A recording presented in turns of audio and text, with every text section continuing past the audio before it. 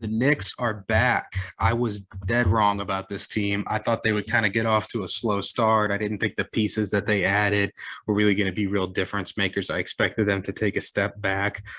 They're sitting at the top of the East right now, and they've looked really good. A lot of the young guys have really developed. One player they didn't have during the playoff run last year was Mitchell Robinson. He's been hitting the weight room. He looks huge now. He was kind of just a tall, skinny guy, undisciplined a little bit earlier on. I've always kind of liked him for his potential. It looks like he's finally starting to put it together. He's bulked up. He isn't committing a lot of the dumb fouls that we saw earlier in his career. He's not biting on every pump fake.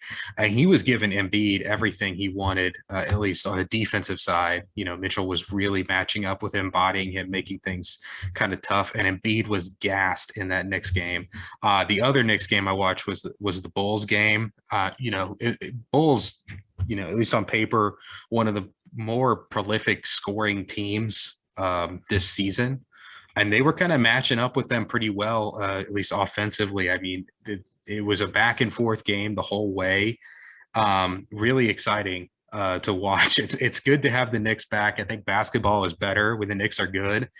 As far as exciting Knicks teams over the last 20 years, we've not really had many. I think the Linsanity Knicks were exciting for just kind of the novelty of that whole situation, but they weren't really didn't really have any playoff aspirations. I guess they sort of did. I mean, they had Tyson Chandler, Melo, and Stoudemire, that whole group, but I never really felt that they were going to be able to get over the Heat hurdle, or whether it be the Bulls or the Pacers. Either of those teams, it just never felt like they were quite as strong of contenders as those teams. I guess the 99 group was really the last really fun Knicks team. This group looks really fun. I still don't see them making a deep run in the playoffs, but they did address some of their needs. I mean, shooting wise last year, it didn't look like they really had a lot of shooters out there. Kemba Walker and Fournier have really filled in there. Kemba Walker looks like he's back. He's not going to be at an all-star level anymore, I don't think. But as far as when they need a basket, he's a guy they can go to get it. Fournier has been really, really good for them. RJ Barrett has also just improved really rapidly. He talked about before the season having aspirations for like an all defensive team. So he's taking that side of the ball very seriously, and it shows. Offensively, he's improved too. He had a huge game last night, Saturday night, and only looks to continue improving. He was my pick for most improved player this season. I'm looking pretty good on that prediction. I really like the guard rotation they have of Kemba, Emmanuel Quickly, and Derrick Rose. I mean, Derrick Rose is still a quality player. When he gets going downhill on his drives, he's not exploding and dunking on everybody like in his MVP days, but he's still really good at getting to the basket. He can shoot threes now a little bit. It's just a really solid team, top to bottom. They're really tough. They play good defense. Just a really fun team for Knicks fans to kind of wrap their arms around. Still, I don't think that this is like a finals contending team. If you look up and down the East, it's going to be tough for them to even get out of the first round. If they finish near the top, which they very well could, but I mean, at some point, I think they're going to slow down a little bit. Maybe they could catch one of the lower seeded East teams in the first round. But if they finish in the 4 to 5 range, they're going to be having to play Miami or Atlanta. I don't think in an Atlanta rematch, I still think it would be the same story. As much fun as the Bulls game was, it kind of showed the Achilles heel of this team, and it's the same one they had last year. They really don't have a superstar to go to down the stretch to get them baskets or a really good isolation scorer. I can't remember how much time exactly was left, but it was only like 2 or 3 minutes, and they're up 10 points on the Bulls. The Bulls were basically in miracle territory, like where they needed a miracle to get back in that game.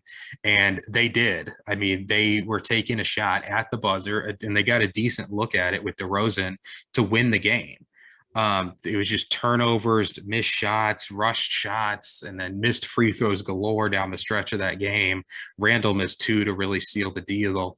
Um, and they left the door wide open. And that was kind of the issue with them in the playoffs last year. You know, when they played Atlanta, they just had trouble keeping pace scoring wise.